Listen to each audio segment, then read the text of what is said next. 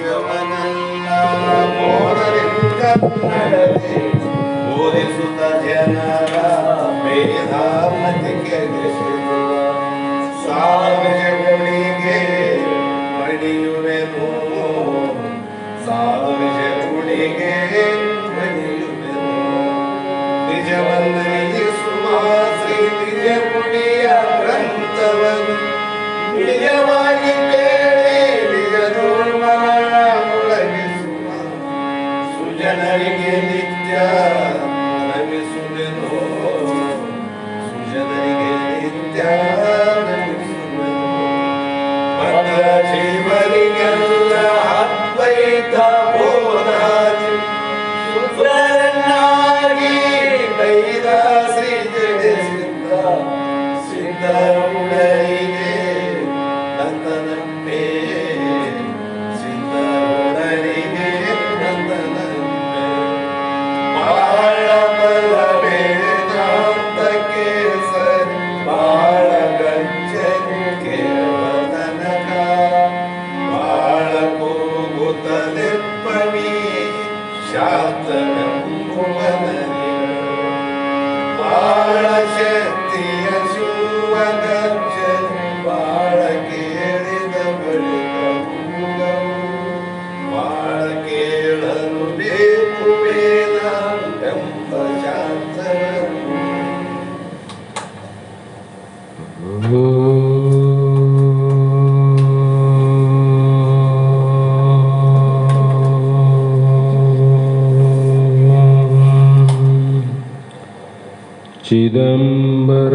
चिदंबरमठाधीशं सिद्धारूढयतीश्वरं शिष्यप्रशिष्यरूपेण बोधकं गुरुमाश्रये यदङ्घ्रिकमलद्वन्द्वं तापत्रयनिवारणम् शान्तेकपदं देवं वन्दे सिद्धारूढमहं भजे वन्दे सिद्धारूढमहं भजे जगदादि जगद्गुरु सिद्धारूಢ ಮಹಾಸ್ವಾಮಿಗಳ ಶ್ರೀಪಾದಪದ್ಮಗಳಿಗೂ ಆರೂಢ ಜ್ಯೋತಿ ಶಿವಪುತ್ರ ಮಹಾಸ್ವಾಮಿಗಳ ಶ್ರೀಪಾದಗಳಿಗೂ ಶ್ರೋತ್ರಿಯ ಬ್ರಹ್ಮನಿಷ್ಠ ಬ್ರಹ್ಮಲೀನ ಸದ್ಗುರು ಬಸವಾನಂದರ ಚರಣ ಕಮಲಗಳಿಗೂ ಅನಂತ ದೀರ್ಘ ದಂಡ ಪ್ರಣಾಮಗಳನ್ನು ಸಮರ್ಪಿಸುತ್ತ ಸದ್ಗುರು ಸಿದ್ಧಲಿಂಗಪ್ಪ ತಾತ ಇವರನ್ನು ಮನದೋಡು ಧ್ಯಾನಿಸುತ್ತ ತಮ್ಮೆಲ್ಲರಿಗೂ ವಂದಿಸುತ್ತ ಈ ದಿನ ಶ್ರೀಮನ್ ನಿಜಗುಣ ಯೋಗಿಗಳು ರಚಿಸಿದಂಥ ಅನುಭವ ಸಾರ ಎನ್ನುವ ಗ್ರಂಥದ ಪ್ರಥಮ ಸಂಧಿಯ 8ನೇ ಸೂತ್ರದ 7ನೆಯ ನುಡಿ ಇಂದಿನ ಆಧಾರದ ವಿಷಯವಾಗಿದ್ದು, ಇಲ್ಲಿ ಮಹಾತ್ಮರು ನಿನ್ನೆ ದಿನ ಅನಂತ ರೀತಿಯಿಂದ ವಿಚಾರವನ್ನು ಮಾಡಲಾಗಿ ಅನಂತ ಪ್ರಮಾಣಗಳನ್ನು ಯುಕ್ತಿಗಳನ್ನು ಹೇಳಲಾಗಿ ಬೆಳಕನ್ನು ಕಂಡು ಕತ್ತಲೆಯಂತೆ ಕೆಟ್ಟಿಗೆಯನ್ನು ಕಂಡು ಗಜವೆಂದೆಂಬಂತೆ ನೀರನ್ನು ಕಂಡು ತೆರೆಯೆಂಬಂತೆ ಹಗ್ಗವನ್ನು ಕಂಡು ಹಾವಂತೆ ಹೆದರುವಿಕೆಂತೆ ಹೀಗೆ ಅನಂತ ಭ್ರಾಂತಿಯಿಂದ ಹೇಗೆ ತೋರುತ್ತವೆಯೋ ಅವೆಲ್ಲ ಅದೇ ರೀತಿ ಜಗತ್ತು ಕೂಡ ಭ್ರಾಂತಿಯಿಂದ ಇದು ತಿಳಿಸ್ಕೊಂತದ.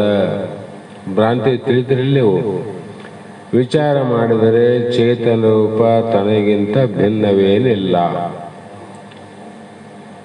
ನಮ್ಮಲ್ಲೇ ಆರೋಗ್ಯದ ಮೇಲೆ ಅನಾರೋಗ್ಯ ಆರೋಪ ಆಗ್ತದೆ. ಆರೋಗ್ಯವಂತರೇ ಮೊದಲೆಲ್ಲರೂ.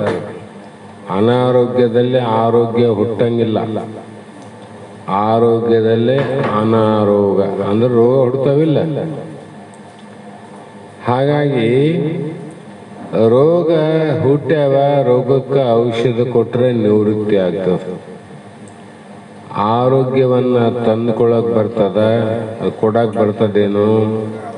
ಮೊದಲೇ ಆರೋಗ್ಯ ಇದ್ದ ವೈದ್ಯರು ಏನು ಮಾಡಿದ್ರು, ಅನಾರೋಗ್ಯಕ್ಕೆ ಔಷಧವನ್ನು ಕೊಟ್ಟರು. ನನಗೆ ಬಹಳ ಆರಾಮಾಯ್ತಂದು, ಮೊದಲೇ ಆರಾಮಿದ್ದು ನೀನು. ಹಾಗಾಗಿ ಈ ಅಖಿಲ ಆತ್ಮಂಗೆ ತಾನು ಅನ್ಯವೆನಲೇಕೆ ಭಾನುಯುವುದಾದ ಕಥದಿ ಎಂತೊಡ ಆ ಜ್ಞಾನದಂತೆ ಎಂಬುದೇ ಅನುಮಾನ ಅಂತ ಇಲ್ಲಿ ಪ್ರತಿಜ್ಞಾ ಹೇತು ಅನುಮಾನ ಅಂತ ಹೇಳ್ಕಂತ ಬಂದರು. ಕಾರಣ ಏನು ಅಂದರೆ ಸ್ವಪ್ನೆ ಪ್ರಕಾಶೋ ಭಾವನಾಂ ಸ್ವಪ್ರಕಾಶ ಅನ್ಯ ಈ ತರಹ ಜಾಗೃತಪಿ ತತ್ತೈವೇತಿ ನಿಶ್ಚಿನ್ನುನಂತಿ ವಿಪಶ್ಚಿತ ಅಂತ ಒಂದು ಮಾತು ಬರೆದ್ರು. ಸ್ವಪ್ನ ಪ್ರಪಂಚ ನಮ್ಮಲ್ಲಿ ತೋರೋದು, ನಿಮ್ಮಲ್ಲಿ ತೋರೋದು. ನನ್ನಲ್ಲಿ ತೋರಿದ ಸ್ವಪ್ನ ನನಗೆ ಖರೆ, ನಿಮ್ಮಲ್ಲಿ ತೋರಿದ್ದು ನಿನಗೆ ಖರೆ. ಅಂದರೆ ಅವರವರ ಸ್ವಪ್ನ ಅವರವರಲ್ಲೇ ತೋರುತ್ತದಿಲ್ಲ. ಹಾಗೆಯೇ ತೋರಿದ್ರು ಕೂಡ ಸ್ವಪ್ನ ನಿನಗೆ ಬೇರೆ ಆಗಿಲ್ಲ. ನಿನ್ನಲ್ಲೇ ತೋರಿದ ಬೇರೆಯಾಗಿ ತೋರಿದ, ಕೂಡಿಯಾಗಿ ತೋರಿಲ್ಲ. ಕೂಡಿಯಾಗಿ ತೋರಿದ್ರೆ ನೆನಪಿರ್ತಿದ್ದಿಲ್ಲ, ಸ್ವಪ್ನ ಹೆಂಗೆ ತಿಳ್ತಿದ್ದಿ. ಹಾಗೆಯೇ ಈ ಜಗತ್ತು ನಿನ್ನಲ್ಲೇ ತೋರ್ತದೆ ಶಿಷ್ಯ, ಆದರೆ ತನಗಿಂತ ಭಿನ್ನವಾಗಿ ತೋರುತ್ತದೆ. ಸ್ವಪ್ನ ನಿನಗಿಂತ ಬೇರೆಯಾಗಿ ಹೇಗೆ ನಿನ್ನಲ್ಲಿಯೇ ತೋರುತ್ತದೋ ಅದರಂತೆ ನಿನ್ನಲ್ಲಿ ಜಗತ್ತು ನಿನಗಿಂತ ಬೇರೆಯಾಗಿ ತೋರುತ್ತದೆ. ಆ ಕಾರಣ ಜಗತ್ತನ್ನು ತಿಳಿಯುವಂತ ಬ್ರಹ್ಮ ನೀನು ಬೇರೆ ಇದ್ದಿ. ಜಗತ್ತು ತಿಳಿಸಿಕೊಂತದೆ, ತಿಳಿಸಿಕೊಂಡ ಕಾರಣ ಅದು ಮಿಥ್ಯೆ ಆಗ್ತದೆ. ಹೀಗೆ ಒಂದು ಲೋಕ ಅಲ್ಲ, 14 ಲೋಕ ಅಂತ ಬರ್ತಾರೆ ಮಹಾತ್ಮರು. ಈ 14 ಲೋಕಗಳಿಂದ ಕೂಡಿದ ಈ ಜಗತ್ತು ಒಂದು ಲೋಕ ಅಲ್ಲ ರೀ, 14 ಲೋಕ. ಅತಳ ಇತಳ ಪತಳ ಪಾತಳ ರಸತಳ ತಳತಳ ಅಂತಾವಲ್ಲ, ಭೂಲೋಕ ಭೂರ್ನಾರ್ ಲೋಕ, ಒಟ್ಟು 14 ಲೋಕ ಏನವ. ಸಚ್ಚಿದಾನಂದ ಸ್ವರೂಪವಾದ ನಮ್ಮಲ್ಲೇ ತೋರ್ತವು. ನಾನು ಸಣ್ಣವನಿಂದ ಒಂದೊಂದು ಲೋಕ ಎಷ್ಟು ದೊಡ್ಡ ಅವ, ಹೆಂಗೆ ತೋರ್ತಾವಂದ್ರೆ ನಿರಾಕಾರ ಅಂತ. ಅದು ಆಕಾರ ಇದ್ರೆ ಮನೆಗೆ ಇಡಕ್ಕೆ ಬರಂಗಿಲ್ಲ, ಚೀಲ ಪಾಲ ತುಂಬಿದ್ರೆ ಇಡಕ್ಕೆ ಬರಂಗಿಲ್ಲ. ದೊಡ್ಡ ಗೂಡನ್ನಾಗ ದೊಡ್ಡ ದೊಡ್ಡ ಚೀಲ ಹಚ್ಚಕ್ಕೆ ಬರ್ತವೆ, ಯಾಕಂದ್ರೆ ಉಪಾಧಿ ಅದಲ್ಲ. ಈ ಜಗತ್ತಿನದ ನಿರಾಕಾರವಾದ ಬ್ರಹ್ಮನಲ್ಲಿ ಆಕಾರ ರೂಪ ಜಗತ್ತು ತೋರ್ತದೆ. ಅದಕ್ಕೆ ಆದರೂ ತನ್ನಲ್ಲಿ ಜಗತ್ತು ಇರುತ್ತದೆ ಎಂಬ ಜ್ಞಾನವಿಲ್ಲ. ಸ್ವಪ್ನ ನನ್ನಲ್ಲೇ ಬಿದ್ದದ ಅನ್ನುವಂಥ ಜ್ಞಾನ ಅವನಿಗಿಲ್ಲ. ತನ್ನಲ್ಲೇ ಬಿದ್ದದಿಲ್ಲ, ಆದರೆ ನನ್ನಲ್ಲೇ ಬಿದ್ದಿದೆ ಅನ್ನುವ ಜ್ಞಾನ ಇಲ್ಲ. ಅದರಂತೆ ನಾನು ಸಚ್ಚಿದಾನಂದ ಸ್ವರೂಪ ಬ್ರಹ್ಮನೇ ಇದ್ದೇನೆ, ನನ್ನಲ್ಲಿ ಈ ಜಗತ್ತು ಎದ್ದದಂತ ಗೊತ್ತಿಲ್ಲ. ಎಲ್ಲಿದ್ದೆ ಅದು? ನಿನ್ನಲ್ಲೇ ಎದ್ದದದು. ಹಾಗಾಗಿ ಇದು ಯಾಕೆ ಈ ಥರ ತೋರ್ತದಂದ್ರೆ ಇದಕ್ಕೆ ಮಾಯೆ ಕಾರಣವಾಗಿರುತ್ತದೆ. ಇದಕ್ಕೇನು ಕಾರಣ? ಮಾಯೆ. ಜಗತ್ತು ತನ್ನಲ್ಲಿ ಒಳಗಾದಿಲ್ಲ, ಆದ್ರೆ ಹೊರಗಿದ್ದಂಗೆ ಕಾಣ್ತದೆ. ಸ್ವಪ್ನ ತನ್ನಲ್ಲಿ ಬಿದ್ದದಿಲ್ಲ, ಹೊರಗೆ ಬಿದ್ದಂಗೆ ಕಾಣ್ತದೆ ನೋಡು. ಹೆಂಡ್ರು ಮಕ್ಕಳು ಅವ್ರು ಒಳಗಾರೇನು? ಹೊರಗಾರಿಲ್ಲ. ಆದರೂ ಕೂಡ ಇಲ್ಲೇನಾಗ್ಯದ ಅಂದರೆ ಅನಂತ ರೀತಿ ಕಲ್ಪನೆ ಕಾರಣ ಆಗ್ಯದ. ಒಳಗಿದ್ರು ಕೂಡ ಹೊರಗಿದ್ದು ತೋರ್ತಾರೆ ನೋಡು. ಹೊರಗಾರ ಒಳಗೆ ತೋರ್ತಾರೆ. ಅದೇ ಮಾಯೆಯಿಂದ ಸೃಷ್ಟಿಯ ಜಗತ್ತು ಹೊರಗಾದ ಅದನ್ನ ನಿನ್ನೆಲ್ಲಿ ತೋರಕತ್ತದ. ಆ ಕಾರಣದಿಂದ ಈ ಜಗತ್ತು ಪರಿಚ್ಛಿನ್ನವಾದರೂ ಪೂರ್ಣವಾಗಿದ್ದಂತೆ. ಈ ಜಗತ್ತು ಪರಿಚ್ಛಿನ್ನ ಅಂದ್ರೆ ಪರಿಪೂರ್ಣ ಅಂದ್ರೆ ಬೇರೆ. ಅಳತೆಗೆ ಬಂದದಂದ್ರೂ ಕೂಡ ಅದು ಅಳತೆ ಇಲ್ಲದ ಬ್ರಹ್ಮನಲ್ಲೇ ಪೂರ್ಣ ಆಗ್ಯದ. ಹೌದಿಲ್ಲ? ಹಾಗಾಗಿ ಮಾಯೆ ಕಾರಣವಾಗಿದೆ. ಕನ್ನಡಿಯಲ್ಲಿ ತನ್ನ ಶರೀರ ಪ್ರತಿಬಿಂಬವು ತೋರುತ್ತಲಿಲ್ಲ. ಕನ್ನಡಿ ಅಂದ್ರೆ ದರ್ಪಣ ಅಂದ್ರೆ ಒಂದೇ. ಆದರೆ ಕನ್ನಡಿಗಿಂತಲೂ ಬೇರೆ ಹೊರಗೆ ಇದ್ದಂತೆ ಹೇಗೆ ತೋರುತ್ತದೆಯೋ ಅದು ಕನ್ನಡಿ ಪ್ರತಿಬಿಂಬ ತನ್ನ ತೋರದಲ್ಲ, ಕನ್ನಡಿಗಿಂತಲೂ ಬೇರೆ ಆಗಿದಿಲ್ಲ. ಕನ್ನಡಿಗೆ ತೋರದ ಕನ್ನಡಿ ಬೇರೆ ಆದದು. ನಮ್ಮ ನೋಡೋರಿಗೆ ಹಂಗ ಅನಿಸ್ತದ. ಬೇರೆ ಆಗಿದ್ದಿಲ್ಲ ಅಂದ್ರೆ ಕನ್ನಡಿ ತೆಗೆದ ತಕ್ಷಣ ಪ್ರತಿಬಿಂಬ ಹೋಗ್ಬೇಕಾಗಿತ್ತು, ಹೋಗಬಾರ್ದಾಗಿತ್ತು. ಇದ್ದದ್ದು ಹೆಂಗೆ ಗೊತ್ತದ? ಇಲ್ಲ, ಅದಕ್ಕೆ ನೋಡಿದಾಗ ತೋರ್ತದ, ನೋಡ್ಲಾರ್ದಾಗ ಹೋಗ್ತದ. ನೋಡು, ಈ ಜಗತ್ತು ತನ್ನ ಒಳಗೆ ಇದ್ದರೂ ಮಾಯಾ ಮೂಲಕ ಹೊರಗೆ ತೋರುತ್ತದೆ. ಕನ್ನಡಿ ಮೂಲಕ ಬೇರೆಯಾಗಿ ತೋರೋದು, ಮಾಯೆ ಮೂಲಕ ಹೊರಗೆ ತೋರ್ತದ. ಹೀಗೆ ತೋರಿದಾಗ್ಯಾದರೂ ಈ ಜಗತ್ತು ಉಕ್ತ ಅನುಮಾನದಿಂದ ನೋಡಲು ಬ್ರಹ್ಮನಿಗಿಂತ ಭಿನ್ನವಿಲ್ಲ, ಬ್ರಹ್ಮನಿಗಿಂತ ಬೇರೆ ಇಲ್ಲೇ ಇಲ್ಲ. ಕಾರಣ ನಿದ್ರೆಯ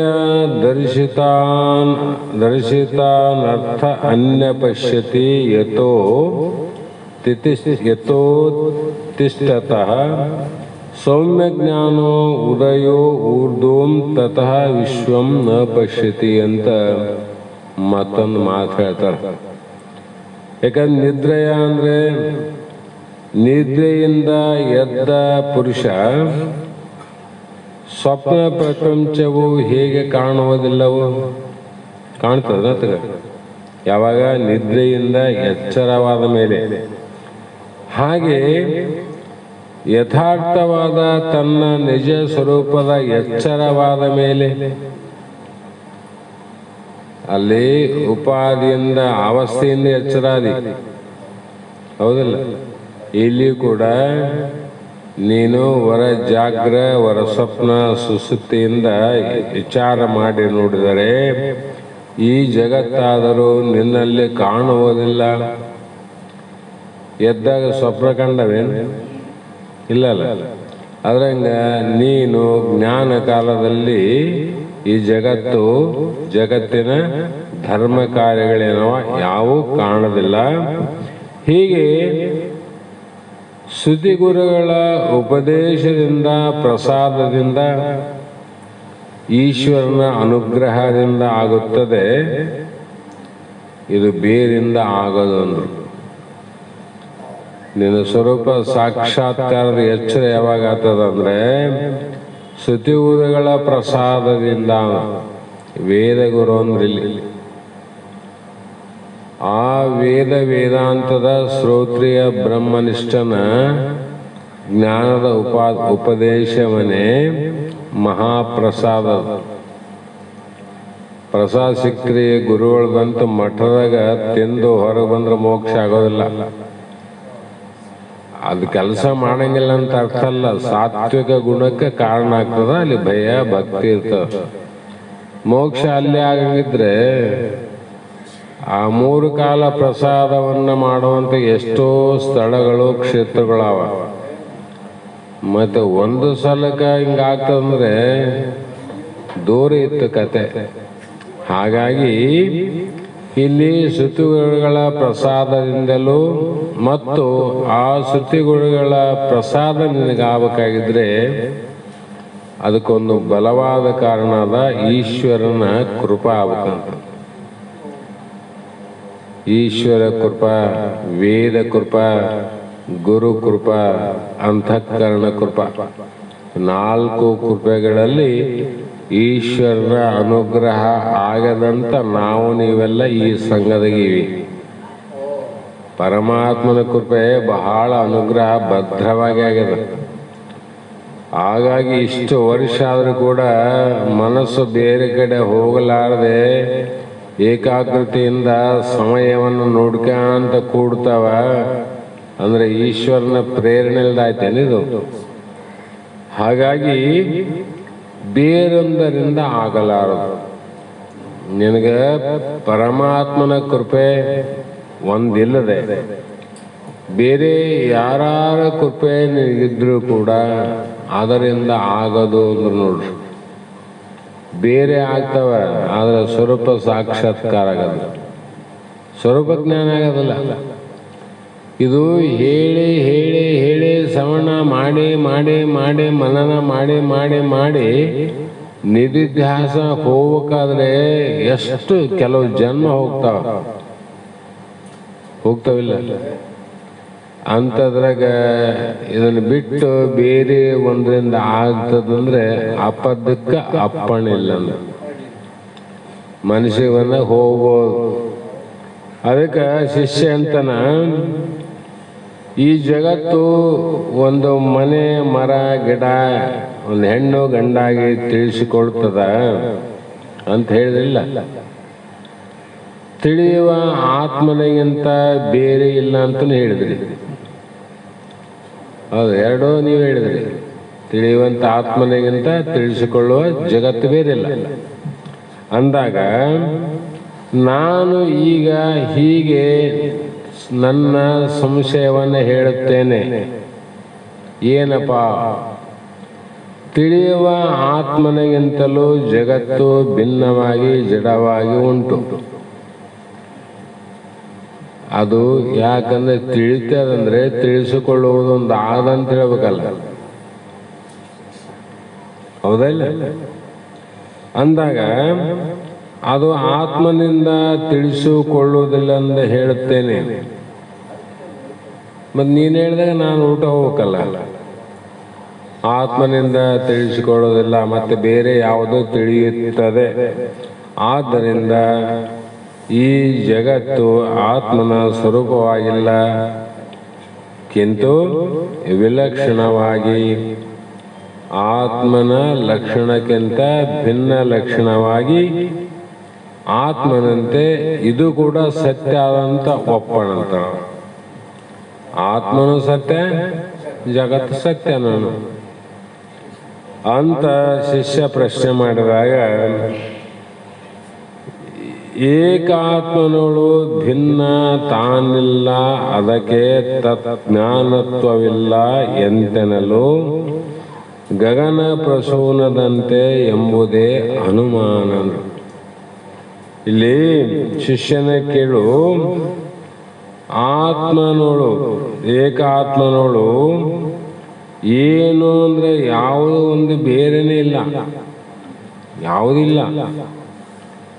ಅದಕ್ಕೆ ತತ್ ಜ್ಞಾನತ್ವವಿಲ್ಲ, ಜ್ಞಾನ ಇಲ್ಲ. ಅದಕ್ಕೆ ಅರಿಸಿಕೊಳ್ಳುತ್ತದೆ. ಜ್ಞಾನವಿಲ್ಲಂತ ಹೇಳಿದರೆ ಗಗನ ಪ್ರಸೂತದಂತೆ ಆಕಾಶದ ಹಾಗೆ ದೃಷ್ಟಾಂತವನ್ನು ಕೊಡಬೇಕಾತಂತರ ಅವರು. ಏನಪ್ಪ? ಹೇ ಶಿಷ್ಯನೇ ಕೇಳು, ಈ ಜಗತ್ತು ಆತ್ಮನಿಂದ ತಿಳಿಸಿಕೊಳ್ಳಲಾರದು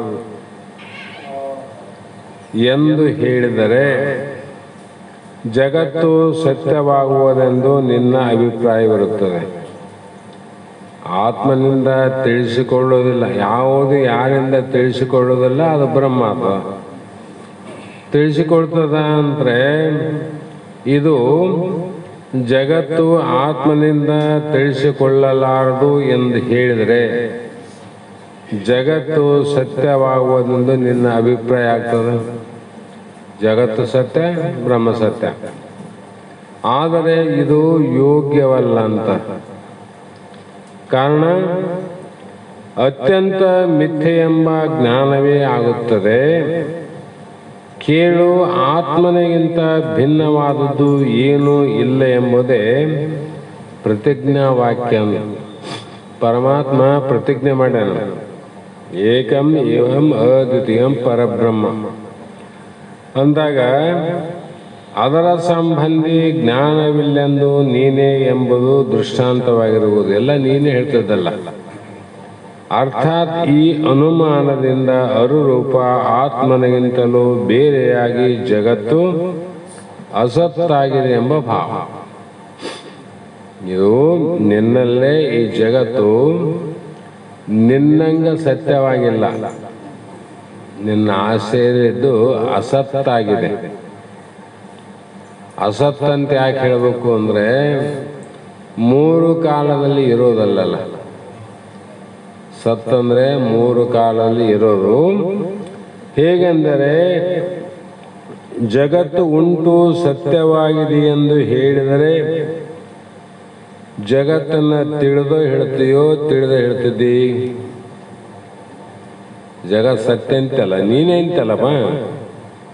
ಸತ್ಯ ಅಂತ ನೀನು ಅದನ್ನು ತಿಳಿದ ಹೇಳ್ತಿದ್ದೋ ತಿಳಿಯಾದ ಹೇಳ್ತಿದ್ದೋ? ಅವ ಶಿಷ್ಯಂದ ಹೌದ್ರಿ ತಿಳಿದ ಹೇಳ್ತೀನಿ. ತಿಳಿದ ಹೇಳ್ತೇನೆಂದ್ರೆ ತಿಳಿಸುವಂತ ನೀನೇ ಹೇಳ್ದಂಗೆ ಆಯ್ತಲ್ಲ.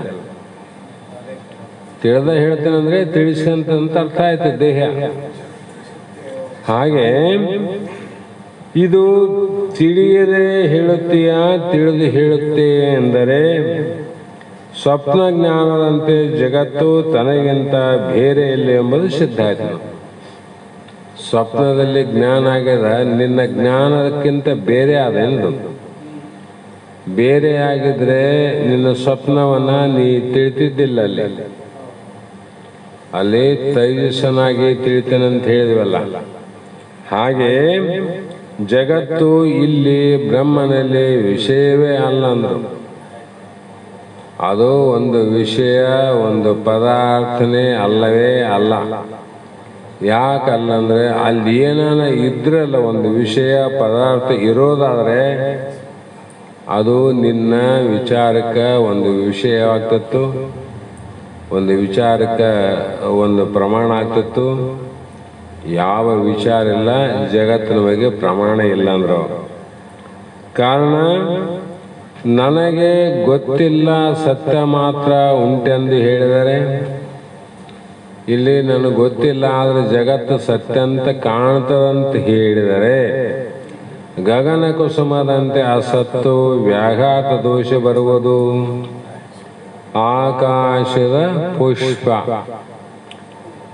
ಅದೇನ್ ಮಾಡ್ತದ? ವ್ಯಾಘಾತ ದೋಷ ಬರುವುದು. ಯಾಕಂದರೆ ವಿಷಯದ ಜ್ಞಾನವೇ ಇಲ್ಲದ ಮೇಲೆ ವಿಷಯ ಉಂಟೆಂದು ಹೇಳುವುದಾದರೂ ಹೇಗೆ? ಒಂದು ಕರ್ಪೂರನೇ ಇಲ್ಲ ಅಂದ್ರೆ ಕರ್ಪೂರದ ವಾಸನೆ ಆದಂತ ಯಾರನ್ನ ಹೇಳ್ತಾರೆ? ಇಲ್ಲಲ್ಲ. ವಿಷಯ ಇತ್ತು ಅಂದ್ರೆ ಅದರ ವಾಸನೆ ಸಹಿತವಾಗಿರ್ತದೆ. ಅಥವಾ ವಾಸನೆ ಇತ್ತು ಅಂದ್ರೆ ಅದರ ವಿಷಯ ಕೂಡ ಅನುಮಾನದಿಂದ ತಿಳಿಬೋದು. ಕರ್ಪೂರ ಡಬ್ಬೆ ಹಿಂಗೆ ವಾಸನೆ ನೋಡಿದಾಗ ಅಲ್ಲಿ ಪದಾರ್ಥ ಇಲ್ಲ, ಆದ್ರೆ ಅನುಮಾನದಿಂದ ತಿಳಿದೋ ಏನು? ಅನುಮಾನ ಪ್ರಮಾಣ ಅಂತ ಹಿಂಗೆ ಕೆಲವು ತೋರ್ತಾವ. ಹಾಗೆ ಆಕಾಶದಲ್ಲಿರುವ ಕಮಲವು ಜ್ಞಾನಕ್ಕೆ ವಿಷಯವಾಗಿಲ್ಲ. ಆಕಾಶದ ಕಮಲ ಇಲ್ಲೆಲ್ಲ, ಆದ್ದರಿಂದಲೇ ಇಲ್ಲವೇ ಇಲ್ಲ. ಆದೇನಲ್ಲಿ ವಂದ್ಯಾಪುತ್ರ ಮನುಷ್ಯನ ಕೋಡು ಗಗನ ಕುಸುಮ. ಯಾವುದಂತ ವಂದ್ಯಾಪುತ್ರ ಅಂದ್ರೆ ಬಂಜಿ ಮಗ. ತಾಯಿಗೆ ಒಂದು ವಿಷಯ ಏನು? ತಾಯಿಗೆ ಮಗ ಅಲ್ಲ ಅವನು. ಯಾಕಲ್ರಿ? ವಂದ್ಯಾಪುತ್ರ ಅಂತ. ಪುತ್ರ ಇಲ್ಲದವರಿಗೆ ಬಂಜಿ ಅಂತ. ಅದರಂತೆ ಅವನು ಹೇಗೆ ಇಲ್ಲವೇ ಇಲ್ಲ. ನೀನು ಹಿಂದಿನ ರೆಕಾರ್ಡ್ ತೆಗಿ, ಈಗಿನ ರೆಕಾರ್ಡ್ ತೆಗಿ, ಜನನ ಕುಂಡಲ ಮರಣ ಕುಂಡಲ ಎಲ್ಲಿನ ತೆಗೆದು ನೋಡು, ಸುಳ್ಳು ಅಂತದು. ಅದರಂತೆ ಮಲದ ಕೋಡು, ಮಲಕ್ಕ ಕೋಡಾವೇನು? ಮಲಕ್ಕ ಕೋಡಿಲ್ಲದೆ ಮಲದ ಕೋಡಂದ್ರೆ ವಿಷಯ ಏನದು? ಆಕಾಶದ ಪುಷ್ಪೆಲ್ಲ ಹೂವು ಅಂದರೆ ಅಪಾರ್ಥ ಅಂತ. ಅದರಂತೆ ಇವು ಜ್ಞಾನದಿಂದ ಜ್ಞೇಯವಾಗದಿದ್ದಂದಲೇ ಅತ್ಯಂತ ಅಸತ್ತುಗಳಾಗಿವೆ. ನಿನ್ನ ಜ್ಞಾನದಿಂದಲೇ ಆದರೂ ಕೂಡ ನಿನ್ನ ಜ್ಞೇಯಕ ವಸ್ತುಗಳು ಅಸತ್ತ ಇಲ್ಲವೇ ಇಲ್ಲ ಅಂತ. ಇಲ್ಲದಿದ್ರು ಕೂಡ ಜ್ಞಾನ ಆತದಂತ ಅರ್ಥ ಆಯ್ತಲ್ಲ. ಅವಿಲ್ಲ, ಮಲ್ಕೋಡು ಇಲ್ಲ, ಮಲ್ಕೋಡು ಜ್ಞಾನ ಆಗಿದೆ ಅವನಿಗೆ. ಹಾಗೆ ಇಲ್ಲಿ ಇವುಗಳಂತೆ ಜಗತ್ತು ಜ್ಞಾನಕ್ಕೆ ವಿಷಯವಲ್ಲ, ಕಣ್ಣಿಗೆ ಗಗನಕುಸುಮ ವಿಷಯವೇನೇ ಅಲ್ಲ, ಅವಿಲ್ಲಲ್ಲ. ಹಾಗಾಗಿ ಜಗತ್ತು ಅತ್ಯಂತ ಅಸತ್ತು ಅಂದ್ರೆ, ಅತ್ಯಂತ ಅಸತ್ತು ಅಂದ್ರೆ ಅತ್ಯಂತ ಅಭಾವ ಅಂದ್ರೆ.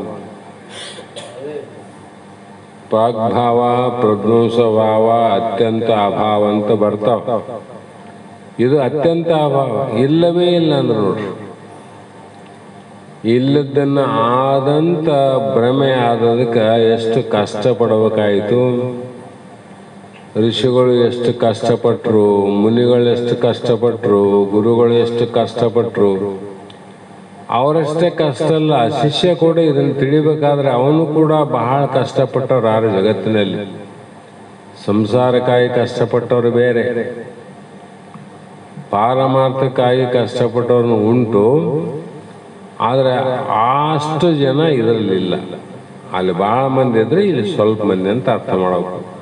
ಹೀಗೆ ಶಿಷ್ಯ ಮತ್ತೆ ಪ್ರಶ್ನೆ ಮಾಡ್ತಾನ, ಸತ್ತಿಗೆ ಇದು ಭಿನ್ನವೆನಿಸುತ್ತಿರದು ತನ್ಮಯಂ ಬೆತ್ತು ಕಾಣಿಸುವುದಾಗಿ ಮೃದು ಅನ್ಯಮಂ ಪತ್ತು ಘಟದಂತೆ ಇದು ಅನುಮಾನ ನೋಡು ಅಂದ್ರು.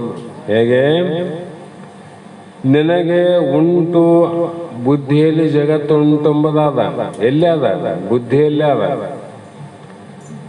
ಆ ಬುದ್ಧಿಗೆ ವಿಷಯವಾಗಿ ಯಾವುದು ತೋರುತ್ತದೆಯೋ ಅದು ಸದ್ರೂಪ ಆತ್ಮನಿಗೆ ಬೇರೆ ಇರ್ತದೆ.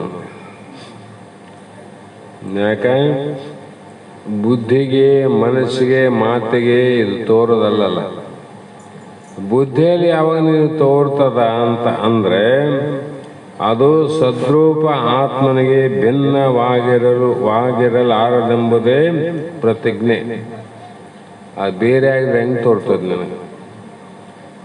ಹೀಗೆ ಅದರ ಸ್ವರೂಪವಾಗಿ ಕಾಣಿಸುವುದರಿಂದ ಎಂಬುದೇ ಹೇತು, ಬೀಜ. ಮುಟ್ಟಿಕೆಯೊಡನೆ ಅನನ್ಯ ರೂಪವಾಗಿರುವ ಘಟದಂತೆ ಎಂಬುದೇ ದೃಷ್ಟಾಂತವಾಗಿರುತ್ತದೆ.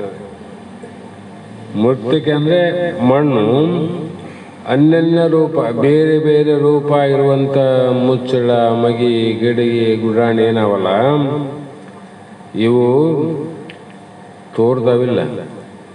ಹೆಂಗೆ ತೋರ್ತವ? ಮಣ್ಣಿನಲ್ಲಿ ಬೇರೆಯಾಗಿ ತೋರ್ತವೆ. ನೀವು ಮಣ್ಣಿನಲ್ಲಿ ಬೇರೆಯಾಗಿ ತೋರಂಗಿಲ್ಲ, ಯಾಕಂದ್ರೆ ಬೇರೆ ಇಲ್ಲ, ಮಣ್ಣಿನಿಂದ ಆಗ್ಯಾವು.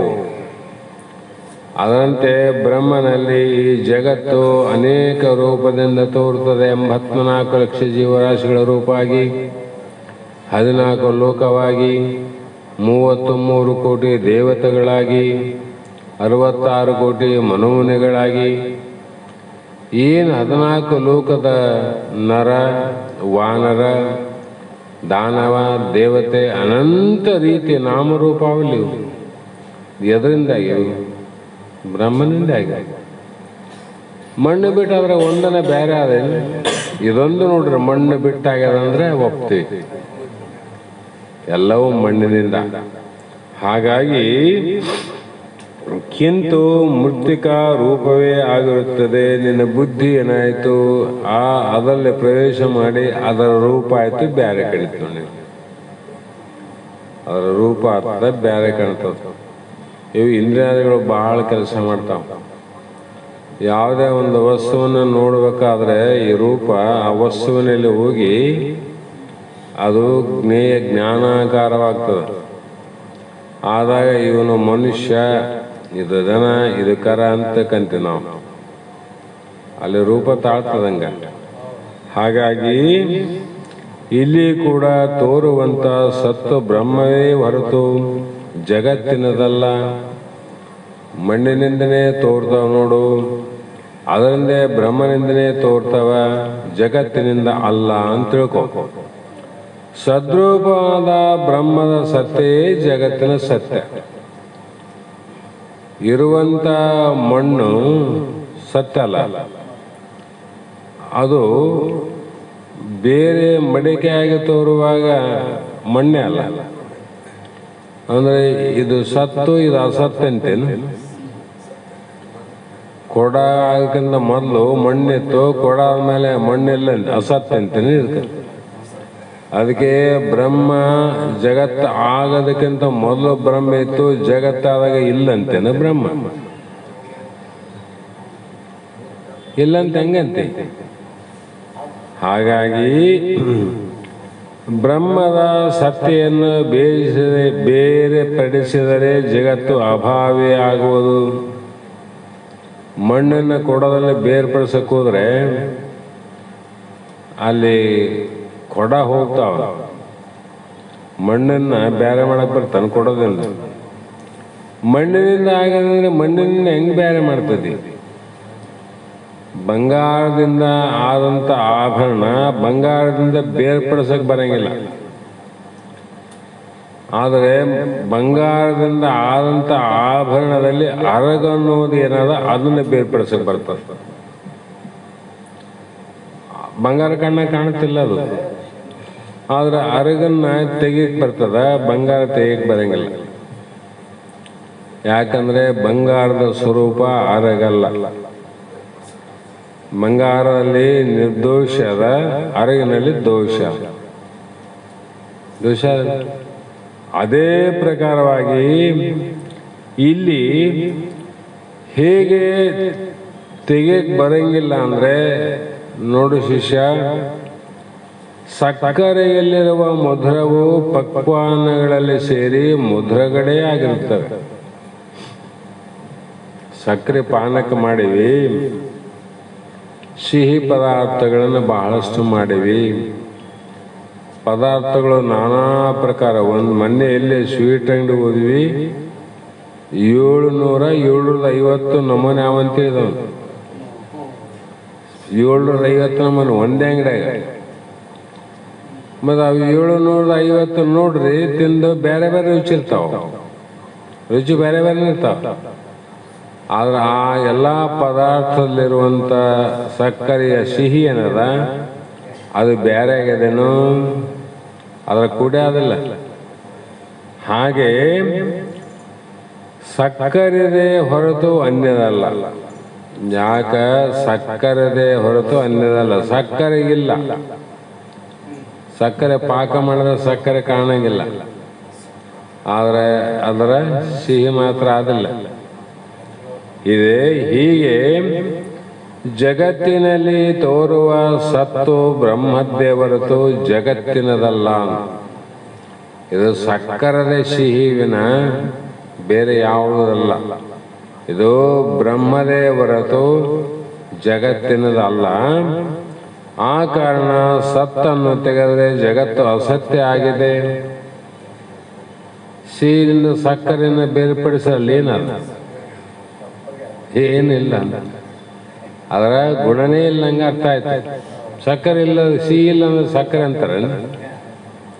ಹಾಗೆ ಮೃತ್ತಿಗೆಯನ್ನು ತೆಗೆದರೆ ಘಟವೂ ಇಲ್ಲೆಂಬ ಬುದ್ಧಿಗೆ ವಿಷಯವಾದಂತೆ ಮಣ್ಣು ತೆಗೆದ್ರೆ ಏನದಲ್ಲ. ಬ್ರಹ್ಮದ ಸತ್ತನ್ನು ಬೇರ್ಪಡಿಸಿದರೆ ಜಗತ್ತಾದರೂ ಇಲ್ಲೆಂಬ ಬುದ್ಧಿಗೆ ವಿಷಯವಾಗುತ್ತದೆ. ಬೇರ್ಪಡಿಸಿದರೆ ಬೇರ್ಪಡಕ್ಕೆ ಬರಂಗಿಲ್ಲ. ಹಾಗಾಗಿ ಇದು ಶ್ರೀ ಸುರೇಶ್ವರಾಚಾರ್ಯರ ವಾಕ್ಯ ಉಂಟು ಅಂತ ಹೇಳಿ ಮತ್ತೆ ಏನು ಹೇಳಿದ್ರು ಅಂದ್ರೆ, ನೇಹಿಗೆ ಜಗ ಅನ್ಯವೆನಲಿಲ್ಲ, ಆತ್ಮಗಳು ತನಗೆ ಅನ್ಯ ಹೇತು. ಇಲ್ಲಿ ಒಪ್ಪಿಹುದಾಗಿ ಕನಸಿನಂತೆ ಎಂಬುದೇ ಅನುಮಾನ. ಮತ್ತೇನಪ್ಪ ಶಿಷ್ಯನೇ ಕೇಳು, ನಾನು ಹೇಳುವುದು ಪಾರಮಾರ್ಥಿಕ ದೃಷ್ಟಿಯಿಂದ, ನೀನು ಕೇಳೋದು ಜಗದೃಷ್ಟಿಯಿಂದ. ಆದರೆ ಪಾರಮಾರ್ಥ ದೃಷ್ಟಿಯಿಂದ ನೋಡಿದರೆ ಮಣ್ಣಿನಲ್ಲಿ ಮಣ್ಣು ಬಿಟ್ಟು ಇನ್ನೊಂದಿಲ್ಲ, ಬಂಗಾರದಲ್ಲಿ ಬಂಗಾರ ಬಿಟ್ಟು ಇನ್ನೊಂದಿಲ್ಲ, ಹೌದಿಲ್ಲ? ಅದರಂತೆ ಬ್ರಹ್ಮನ ಬಿಟ್ಟು ಜಗತ್ತು ಇಲ್ಲ ಅಂತ ಹೇಳ್ತೀವಿ ನಾವು, ಪಾರಮಾರ್ಥ ದೃಷ್ಟಿ. ಆದರೆ ವ್ಯವಹಾರ ದೃಷ್ಟಿಯಿಂದ ಜಗತ್ತು ಉಂಟೆಂದು ನೀ ಹೇಳಿ,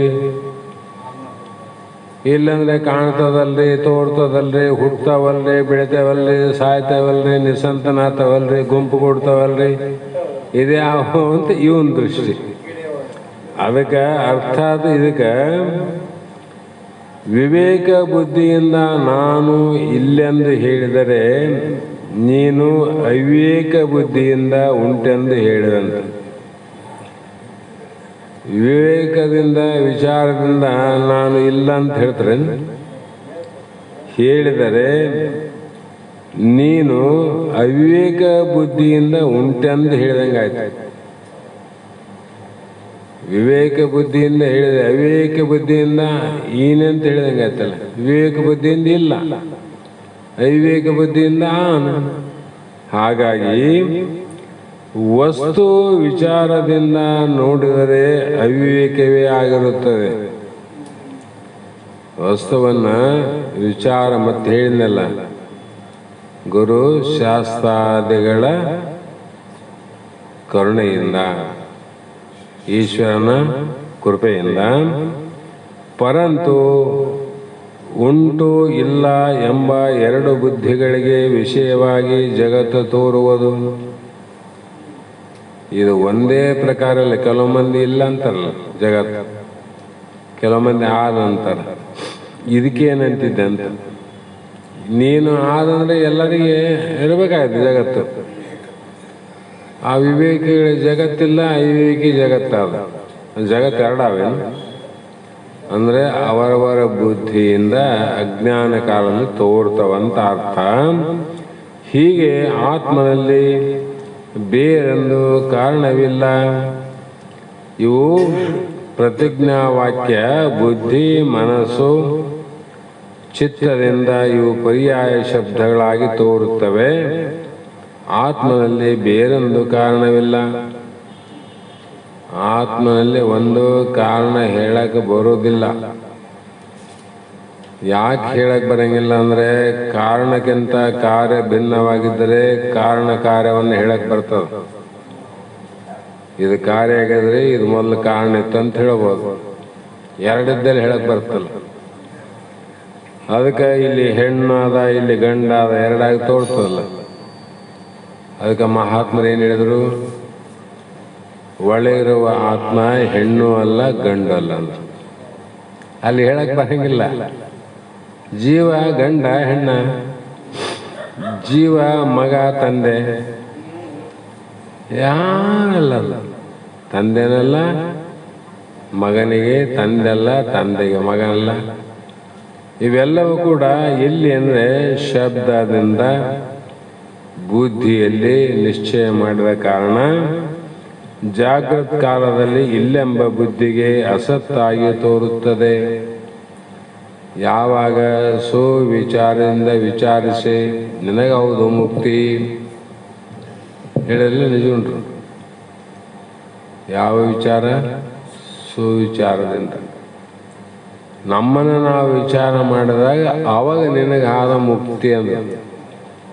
ನೆನೆಯುವುದು ಅನುದಿನ ಉದಯ ಕಾಲದ ಎಚ್ಚರಿಕೆಗಳು ವಿನುತ ಗುರುಮೂರ್ತಿಯನು ಉಮೇಶನಂಗ್ರಿಯನು ಬಳಿಕ ನಿನ್ನನ್ನು ಸುವಿಚಾರದಿಂದ ಆಗಬೇಕದು. ಇವು ಮೂರು ಬೇಕಾಗಿ ಅಂದ್ರೆ ಮೂರು ಇಡೋದ ಕೈಯಾಗ ಅಂದಮೇಲೆ ನಿನ್ನ ಹೆಂಗೆ ಆಗೋದಿಲ್ಲ ಹೆಂಗಂತ. ಶರೀರದಿಂದ ಅದೇ ನಡೆದ, ಮನಸ್ಸಿನಿಂದ ಅದೇ ನಡೆದ, ವಾಣಿಯಿಂದ ಅದೇ ನಡೆದ ಅಂದಮೇಲೆ ಇನ್ನು ಅದನ್ನು ಬಿಟ್ಟು ಏನಾಗ್ತದೆ ಹೇಳಿ. ಹಾಗಾಗಿ ಈ ಒಂದು ವಿವರ್ತಕಂ ಸದೇವ ಸೌಮ್ಯ ಅತಿಯ ತೈ ವೇದಮಿತಿ ಸವಾಯ ಆತ್ಮೇತಿ ಎಂದು ಆ ವೇದ ಉಂಟು ತಿಳಿಪುತ್ರ. ಕೊನೆಗೆ ಹೇಳ್ತೀನಿ ಕೇಳಪ್ಪ, ಮುಗ್ಸಮ್ಮತೆ ಅಂತಾರ ಅವರು. ಇಲ್ಲಿ ಈ ವಿವರ್ತಕಂ ಇದಕ್ಕೇನೆಂದ್ರು ವಿವರ್ತವಾದಂದ್ರು. ಸದೇವ ಸೌಮ್ಯತಿ ಅಂದ್ರೆ ಹೇ ಸೌಮ್ಯ, ಹೇ ಶಿಷ್ಯನೇ, ಸದೇವ ಇತಿ ಈ ತೋರುವಂತ ಜಗತ್ತು ಹುಟ್ಟೋದಕ್ಕಿಂತ ಮೊದಲಿದ್ದಿಲ್ಲ ನೋಡು, ಇದ್ದಿಲ್ಲಲ್ಲ. ಅಂದ್ರೇನು? ಜಗತ್ತು ಇದ್ದಿಲ್ಲ, ಆ ಸದ್ರೂಪವಾದ ಆತ್ಮಂದಿತ್ತಂತ ಅರ್ಥ. ಅಂದ್ರೆ ದೇಹ ಹುಟ್ಟೋದಕ್ಕಿಂತ ಮುಂಚೆ ದೇಹ ಇದ್ದಿಲ್ಲ, ಆದ್ರೆ ಸದೈವ ಸೌಮ್ಯ ಐತಿ, ನೀನಿದ್ದಿ ಜೀವರೂಪಾಗಿ ನಿರಬೇಕಲ್ಲ. ಹಾಗೆ ಭೂತಕಾಲ ಆತ್ಮೈವ ವೇದಮಿತಿ ಅಂದ್ರೆ ಈ ಜಗತ್ತು ಆತ್ಮೈವಮಿತಿ ಅಂದ್ರೆ ಆತ್ಮ ಸ್ವರೂಪನೇ ಆಗಿದೆ. ಜೀವನಲ್ಲಿ ಹುಟ್ಟ್ಯದ ಅಂದ್ರೆ ಇದು ಜೀವ ಸ್ವರೂಪನೇ ಇರ್ಬೇಕಲ್ಲ. ಜಡ ಸ್ವರೂಪ ಹೆಂಗಾತ? ಬಂಗಾರದಾಗ ಹುಟ್ಟ್ಯದಂದ್ರೆ ಕಬ್ಬಿಣ ಹೆಂಗಾತ್ರಿ ಇದು? ಅದಕ್ಕೆ ಆತ್ಮರೂಪವಾಗಿರುವುದೆಂದು ವರ್ತಮಾನ ಕಾಲದಲ್ಲಿ ಸವಾಯ ಆತ್ಮೇತಿ, ಮತ್ತೆ ಮುಂದ ಆಗೋದಲ್ಲ, ಹಿಂದಾದದ್ದು ಹೀಗಾದದ್ದು ಅಷ್ಟೇ ಅಲ್ಲ, ಮುಂದ ಭವಿಷ್ಯತ್ ಕಾಲದಲ್ಲಿ ಏನಾನ ಆಗೋದಿದ್ರೆ ಅದು ಆತ್ಮಸ್ವರೂಪನೇ. ನಿನಗ ಮಕ್ಕಳು ಹೆಣ್ಣು ಹುಟ್ಟ್ಯಾವ ಗಂಡು ಹುಟ್ಟ್ಯಾವ ಅಂತ ತಾರತಮ್ಯ ಮಾಡಿ ಒಂದಕ್ಕೆ ಹಿಗ್ಗು ಪಟ್ಟು ಇನ್ನೊಂದಕ್ಕೆ ದುಃಖ ಪಡಬೇಡ. ಅವೆಲ್ಲವ ಆತ್ಮಸ್ವರೂಪ ಅವ. ಆತ್ಮಸ್ವರೂಪ ನೋಡೋದು ಏನದಲ್ಲಿ? ಏನಿಲ್ಲ. ಅದಕ್ಕಾಗಿ ಈ ರೀತಿ ವೇದಗಳುಂಟು. ವೇದಗಳು ಅಯಮಾತ್ಮ ಬ್ರಹ್ಮ ಅನ್ನುವಂಥದ್ದು, ಅಹಂ ಬ್ರಹ್ಮಾಸ್ಮಿ ಅನ್ನುವಂಥದ್ದು, ಪ್ರಜ್ಞಾನಂ ಬ್ರಹ್ಮ ಅನ್ನುವಂಥದ್ದು, ತತ್ವಮಸಿ ಮಹಾವಾಕ್ಯ ಅನ್ನುವಂಥ ವೇದಗಳು ಉಂಟಂದ್ರು. ಭೂತವ ಭುವನವ ಜಾತ ಆ ಜಾಯಮಾನ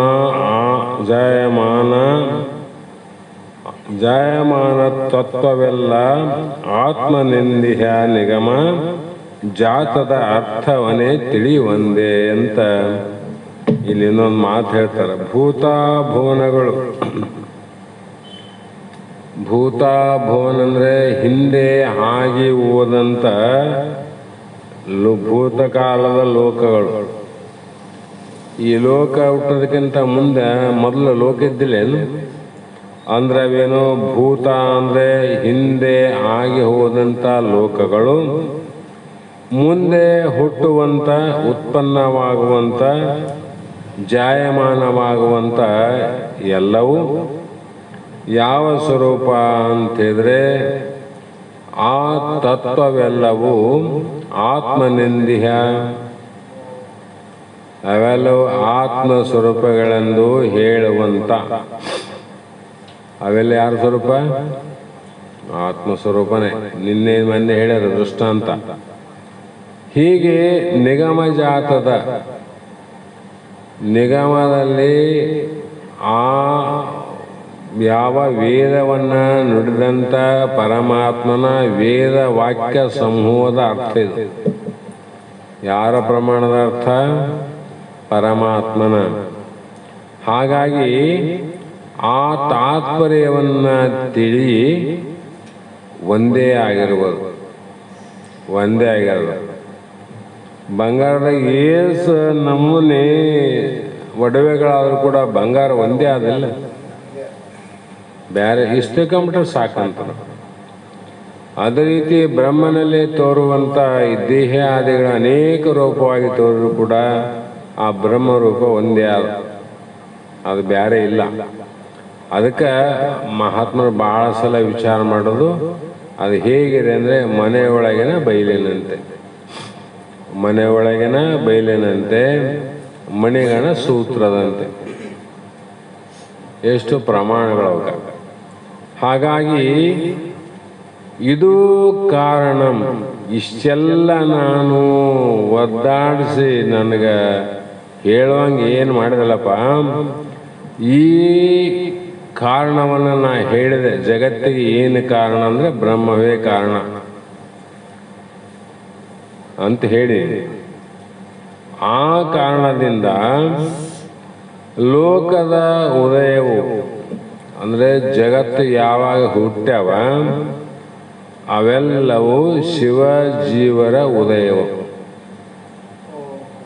ಲೋಕ ಯಾವಾಗ ಹುಟ್ಟುತ್ತಿಲ್ಲ ಅಲ್ಲಿ ಶಿವ ಜೀವರ ಉತ್ಪತ್ತಿ.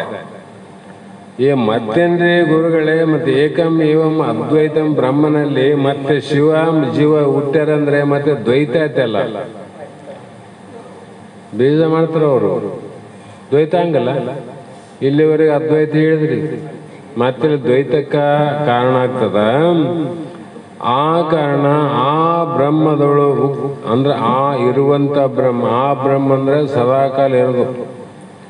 ಮತ್ತು ನಾವು ಸದಾಕಾಲ ಇರೋರು.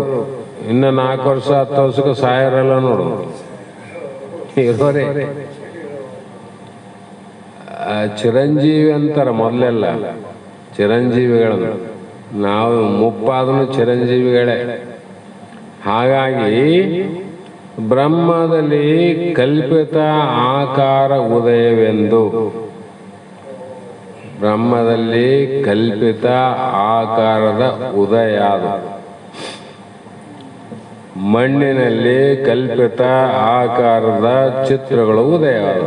ಮಣ್ಣೆತ್ತ ನಮಾಸಿ ಬಂತಂದ್ರೆ 2 ಹತ್ತು, ಒಂದು ಗ್ವಾದಲಿ, ಇನ್ನೊಂದು ಈಲಿ. ಗಣೇಶನಲ್ಲಿ ಗಣಪತಿ ಸೊಂಡೆಲು ಉತ್ಪತ್ತಿ ಆಗ್ಯದ, ಕೈ ಆಗ್ಯಾವ, 4 ಕೈ, 4 ಆಯುಧ, ಕಿರೀಟ, ಹೊಟ್ಟೆ, ಇಲ್ಲಿ ಅನಂತ ಆಭರಣಗಳಾಗ್ಯಾವಲ್ಲ. ಎದ್ರಾಗ ಆಗ್ಯಾವ, ಮಣ್ಣಿನಾಗ ಆಗ್ಯಾವಲ್ಲ. ಮುಗಿದೋಯ್ತು. ಅದಕ್ಕೆ ಗಣೇಶನಿಗೆ ಮೃತ್ಯು ಯಾವಾಗ ಅಂತ ಕೇಳಿದ್ರಂತೆ ಯಾರು? ಮಜ್ಜನಂ ಮಹಾಮೃತ್ಯು ಅಂದ್ರು. ಗಣೇಶ ಯಾವಾಗ ಸಾಯ್ತಾನಂದ್ರೆ ಯಾವಾಗ ನೀನು ಮಜ್ಜನ ಸ್ನಾನ ಮಾಡ್ತಿದ್ದಿ ಯಾವಾಗ ಸತ್ತು ಹೋಗ್ತಾನಂತ. ಮಣ್ಣು ಕರಗ್ತದಿಲ್ಲ, ಅದಕ್ಕೆ ನೀರಿಗೆ ಹಾಕ್ತಾರ. ನೋಡು, ಗಣೇಶ ಎಂಥ ಶಕ್ತಿಶಾಲಿ, ಆದ್ರೆ ಅವನ ಮರಣ ಇಲ್ಲದ ನೀರಿನಾಗ, ನೀರು ಬಿದ್ದರೆ ಆಯ್ತು.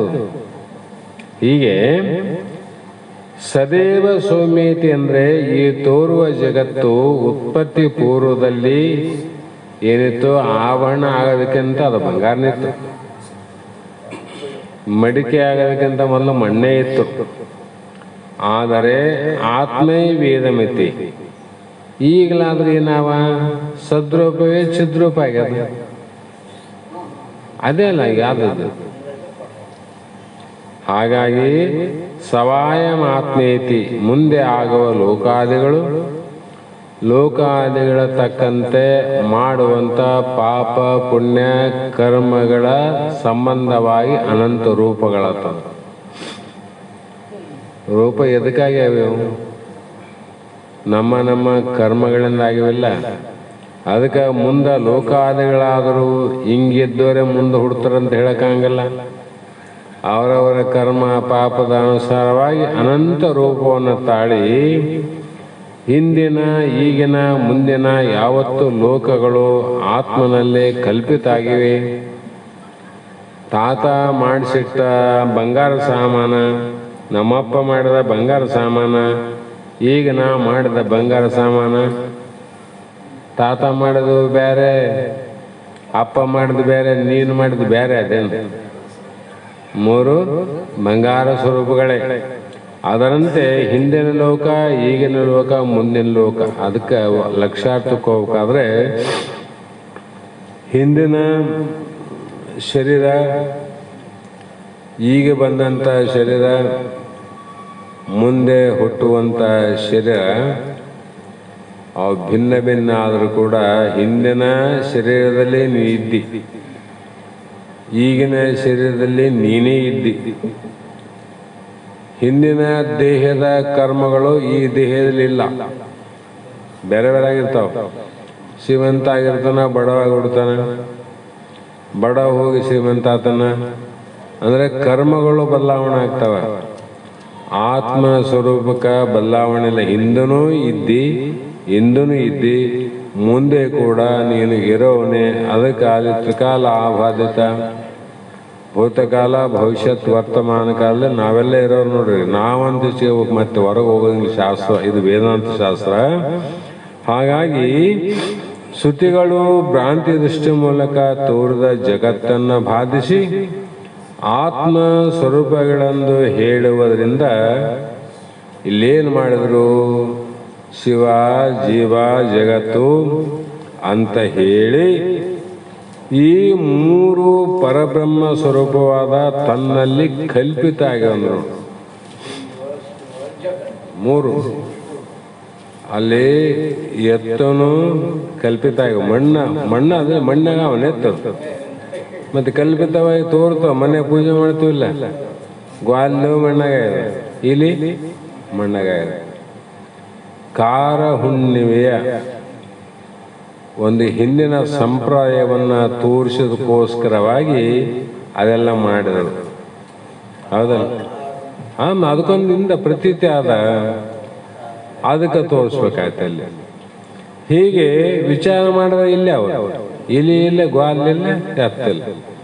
ಹಾಗೆ ಇಲ್ಲಿ ಸಂತತೆಗೊಡನೆ ಶ್ರುತಿ ಮುಂತಾಗಿ ಇದು ಕಾರಣಂ ಲೋಕದುದಯ ಶಿವಜೀವ ಉದಯ ಬ್ರಹ್ಮದೊಳು ಕಲ್ಪಿತ.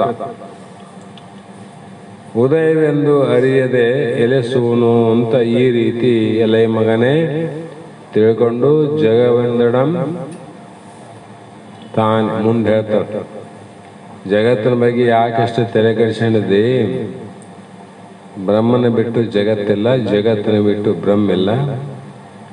ಅದರ ಆಶಯವಾದ ನಾಮರೂಪಕ್ಕೆ ಬಾಧ್ಯ ಅದ, ಆಧಾರವಾದ ಬಂಗಾರಕ್ಕೆ ಬಾಧ್ಯ.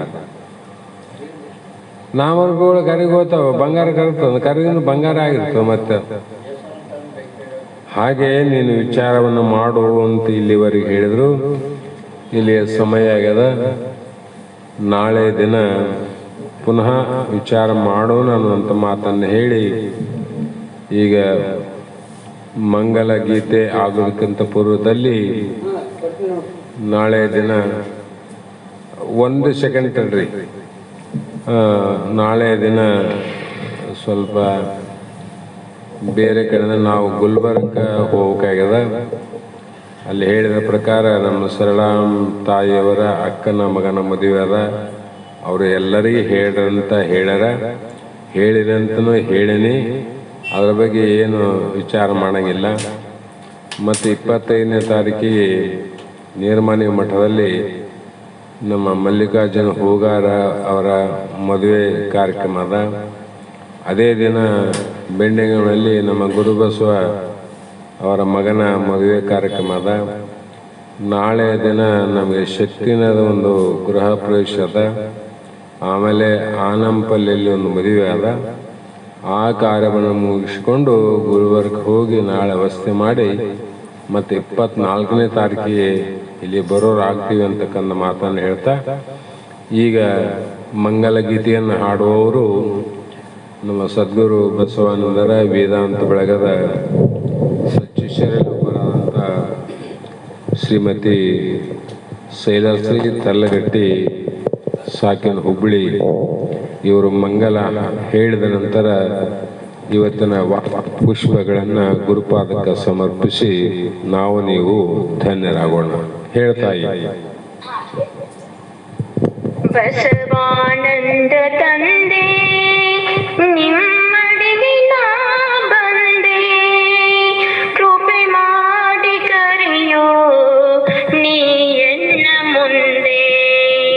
ಬಸವಾನಂದ ತಂದೆ ನಿಮ್ಮಡಿಗೆ ನಾ ಬಂದೆ, ಕೃಪೆ ಮಾಡಿ ಕರೆಯೋ ನೀ ಎನ್ನ ಮುಂದೆ. ತಾಪತ್ರಯದಲ್ಲಿ ದಿನ ತೊಳಲಿ ಬಳಲಿ ಬಂದೆ,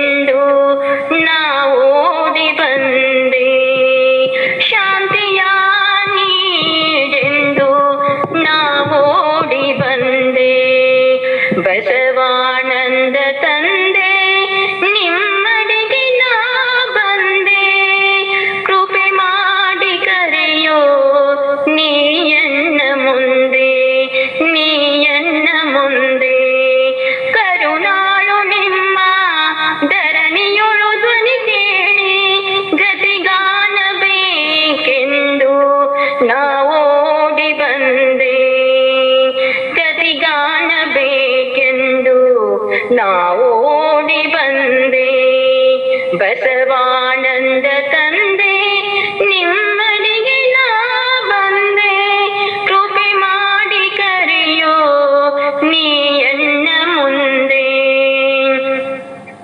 ನಗೆ ಮುಖ ತೋರಿ ಕುಣಿ ಕುಣಿದಾಡಿ ನಗೆ ಮುಖ ತೋರಿ ಕುಣಿ ಕುಣಿದಾಡಿ ಮಗುವಾಗೆ ನಗೆ ಸಲ್ಲಿಸೋ ಮುಕುತಿ ಮಗುವಾಗೆ ಮಗೆ ಸಲ್ಲಿಸೋ ಮುಕುತಿ ಬಸವಾನಂದ ತಂದೆ ನಿಮ್ಮನಿಗೆ ನಾ ಬಂದೆ ಕೃಪೆ ಮಾಡಿ ಕರೆಯೋ ನೀ ಎನ್ನ ಮುಂದೆ ನೀ ಎನ್ನ ಮುಂದೆ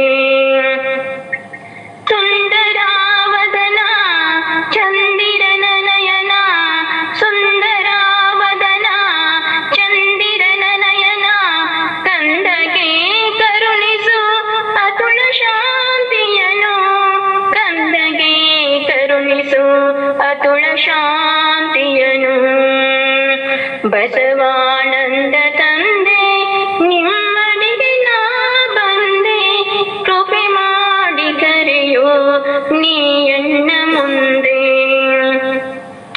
ಸದ್ಗುಣವೃಂದ ನೀ ಸದಾನಂದ ಸದ್ಗುಣವೃಂದ ನೀ ಸದಾನಂದ ಬರದಿ ಬಾರಯ್ಯ ತಂದೆ ಬಸವಾನಂದ ಬರದಿ ಬಾರಯ್ಯ ತಂದೆ ಬಸವಾನಂದ ಬಸವಾನಂದ ತಂದೆ ನಿಮ್ಮಡಿಗೆ ನಾ ಬಂದೆ ಕೃಪೆ ಮಾಡಿ ಕರೆಯೋ ನೀ ಎನ್ನ ಮುಂದೆ ನೀ ಎನ್ನ ಮುಂದೆ ಪೂರ್ಣ ಕಲೆಗಳ ಮಂಗಳ ಜ್ಯೋತಿ ಎನ್ನ ಮನೋಹರ ಗುರುವೇ ಬೆಳಗುವೆ ಬಾ ಬೆಳಗುವೆ ಬಾ ಮೆರೆಯುತ್ತಿದೆ ಶ್ರೀ ನಿರ್ಮಾಣಿ ಬೆಳಗುತ್ತಿದೆ ಜ್ಞಾನದ ಜ್ಯೋತಿ ನಿಮ್ಮಿಂದ ಬೆಳಗುತ್ತಿದೆ ಜ್ಞಾನದ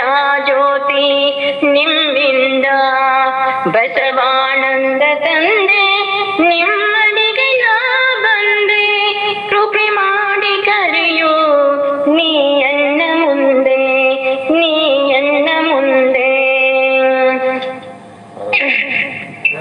ಮಾರುತಿಯನ್ನು ಬೆಳಗುವೆನು ಸಿದ್ಧಾರೂಢಗೆ ದರೆಯ ಜನರ ದುಃಖವ ಹರಿವ ಶಿವನ ರೂಪಗೆ ಮೂರು ಜೀವಿಗಳಿಗೆ ಸಾಕ್ಷಿಯಾದ ದೇವತೆ ಮೂರು ಜೀವಿಗಳಿಗೆ ಸಾಕ್ಷಿಯಾದ ದೇವತೆ ಆರು ಮತದ ಮರ್ಮವರಿದ ನಿಗಮಾನಿಷ್ಠಗೆ ಆರತಿಯನ್ನು ಬೆಳಗುವೆನು ಸಿದ್ಧಾರೂಢಗೆ ಆರತಿಯನ್ನು ಬೆಳಗುವೆನು ಸಿದ್ಧಾರೂಢಗೆ ದರೆಯ ಜನರ ದುಃಖವ ಹರಿವ ಶಿವನ ರೂಪಗೆ ವಂಚಕ ಜನರು ಬೆಂಕಿ ಇಡಲು ನೀನು ಸಹಿಸಿದೆ ವಂಚಕ ಜನರು ಬೆಂಕಿ ಇಡಲು ನೀನು ಸಹಿಸಿದೆ ಪಂಚಾಕ್ಷರಿ ಮಂತ್ರವನ್ನು ನೀನು ಅರುಹಿದೆ ಪಂಚಾಕ್ಷರಿ ಮಂತ್ರವನ್ನು ನೀನು ಅರುಹಿದೆ ಆರತಿಯನ್ನು ಬೆಳಗುವೆನು ಸಿದ್ಧಾರೂಢಗೆ ದರೆಯ ಜನರ ದುಃಖವ ಹರಿವ ಶಿವನ ರೂಪಗೆ ಪಂಚಕೋಶ ಪಂಚಪಾಶಗಳನ್ನು ನೀಗಿದೆ ಪಂಚಕೋಶ ಪಂಚಪಾಶಗಳನ್ನು ನೀಗಿದೆ ಸಂಚಿತಾದಿ ಕರ್ಮಗಳನ್ನು ನೀನು ದಹಿಸಿದೆ ಸಂಚಿತಾದಿ ಕರ್ಮಗಳನ್ನು ನೀನು ದಹಿಸಿದೆ ಆರತಿಯನ್ನು ಬೆಳಗುವೆನು ಸಿದ್ಧಾರೂಢಗೆ ದರೆಯ ಜನರ ದುಃಖವ ಹರಿವ ಶಿವನ ರೂಪಗೆ ದರೆಯ ಜನರ ದುಃಖವ ಹರಿವ ಶಿವನ ರೂಪಗೆ ಶರಣ ಶರಣಾರ್ಥಿಗಳು. ಧನ್ಯವಾದಗಳು. ಶಾಶ್ವತ शान्तं व्योमातीतं निरञ्जनं नादबिन्दुकातीतं तस्मै श्री गुरवे नमः। श्रीमद्जगद्गुरु सिद्धार्थ स्वामी महाराज की, श्री सद्गुरु शिवपुत्र स्वामी महाराज की, श्री सद्गुरु बसवानंद स्वामी महाराज की, श्री सद्गुरु अभिनव महाराज की जय।